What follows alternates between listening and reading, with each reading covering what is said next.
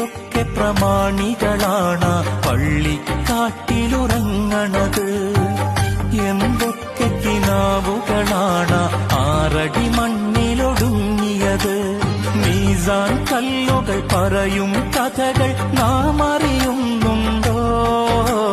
മൈലാഞ്ചിച്ചെടി ഖബറിനു മേലെ കണ്ണീർ വാർക്കുകയോ?